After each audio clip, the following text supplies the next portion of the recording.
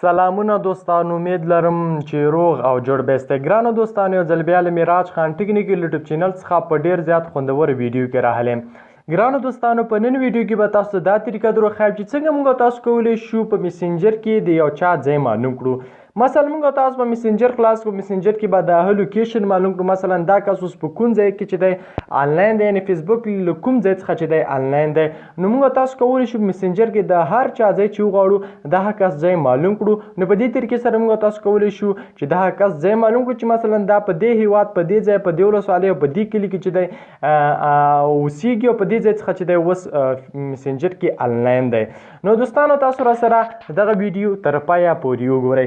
او دوستانو، که چیرته تاسو زموږ په چینل کې نوي یاستئ او تاسو تر اوسه هم معراج خان ټیکنیکل یوټیوب چینل نوي سبسکرایب کړئ، نو په ډیر زیات په درنښت باندې هیله کوم دوستانو، دلته سبسکرایب بټن ښکاري، په سبسکرایب سره خط باندې لیکل شوي سبسکرایب، په سبسکرایب باندې کلیک وکړئ او په خوا کې کوم بیل نشان چې روزي په هغه باندې هم کلیک وکړئ او په آل باندې کلیک وکړئ. دوستانو، په دې سره به زموږ هر یوه نوې ویډیو تاسو ته په وخت سره در رسیږي.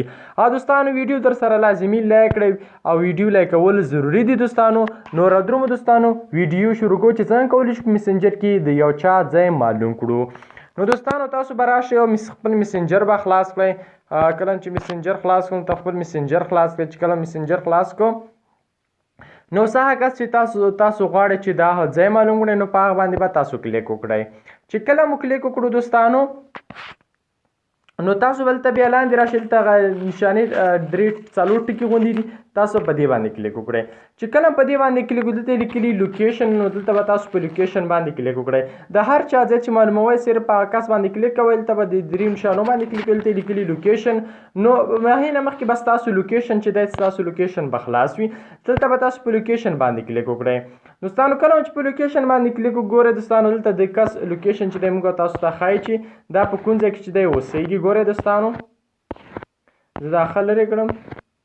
ګورئ دوستانو، دا د نړۍ نقشه، دغه کس موږ ته اوس ښایي چې دا په دې ځای کې چې دی اوسیږي. ګورئ دوستانو، ښه رانږدې کوو. ګورئ دوستانو، افغانستان، پاکستان، ګورئ دا په پاکستان کې اوسیږي.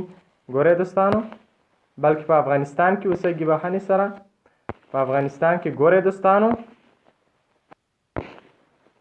ګورئ دوستانو، تاسو به دا ښه ځان ته رانږدې کوئ او دا چې چیرته اوسیږي هغه تر دا تاسو ورته وښیي چې دا په دې ځای کې اوسیږي، همداسې بیا رانږدې کوئ. ګورئ تاسو ته کلی هم وښیي چې څومره. ګورئ دوستانو، دا کرې او هر څه چې دی تاسو ته راغلي، ته لږ صبر به ورته کوئ، ځکه په کرارۍ سره چې دی دا کلي، کرې او ولسوالۍ چې دی دا په کرارۍ سره راغلي لوکیشن کې. نو تاسو به دا څومره چې نږدې کوئ، تاسو نږدې کولی شئ. دا په داسې چې ولسوالۍ او په کریاګانو باندې چې یو ځای وشل شوی، نو هغه ځای چې دی په دې سره معلومول شي چې مثلا په پلانې ولسوالۍ چې دی دا کس اوسیږي او له دې ځای څخه چې دی اوس آنلاین دی. نو په دې هیله دوستانو چې ویډیو مو را سره خوښه شوي وي، که ویډیو مو خوښه شوي وي، حتماً یې در سره لایک او شیر کړئ. معراج خان ټیکنیکل یوټیوب چینل هم در سره حتماً سبسکرایب کړئ. مننه دوستانو، خوشحاله اوسئ.